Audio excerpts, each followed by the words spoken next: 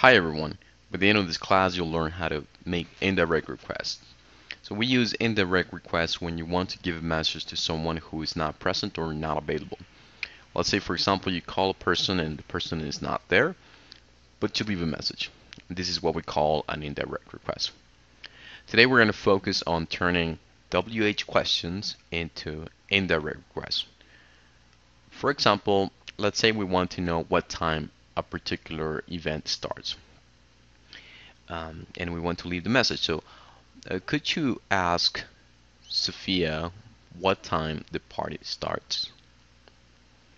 This is what we're going to be doing throughout this lesson. So let's try to make sense on how we turn WH questions into indirect requests. So first of all, let me just write down these couple of questions that we see here, those two WH questions, and I also want to write down the formula, if you will, in order to change a WH question into an indirect request. So I want you to notice the first question, right? So it says, Jeff, when does the party start? This is the message that I want to give to, let's say, Jeff, receptionist. And so I want to make that by saying, can you ask Jeff when the party starts? This is how we turn this WH question into an indirect request. So what exactly is it that we did? Well, first of all, we added can you ask, as I mentioned. Let me highlight that in a particular color. I'm going to go ahead and choose yellow this time. I included Jeff, that's the object, right? So we include Jeff, that's the object. Okay. And then I include the WH word. I'm going to go ahead and highlight this in another color just to make sure that we're getting this. All right. When, and then finally we include the statement, if you will. All right. And so that's what this is at this point.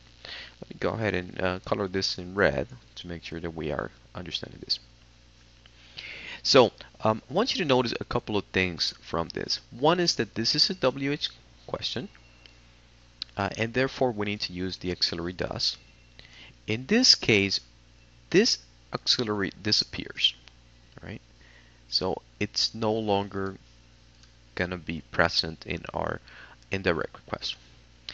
The next thing is that because this disappears, the verb also needs to match with the subject, right? So because the party is third person, this verb needs to have an S, as you can see there. I'm going to go ahead and put that in green just to make sure that you can clearly see what's happening. So that's what happened in our indirect request.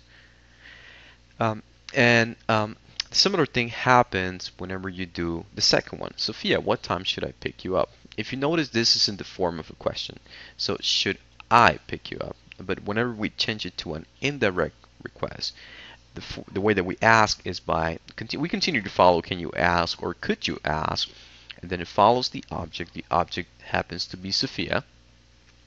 Then the WH word is what time, and instead of us saying should I pick you up, we say I should pick her up, because remember, we're giving a message to, let's say, Sophia's receptionist, and what we want to do is we want for her to give her that message.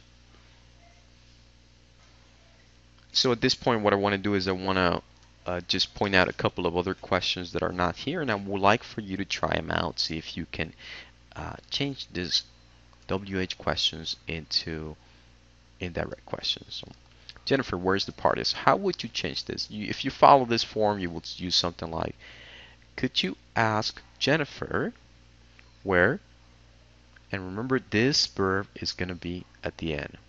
The party is.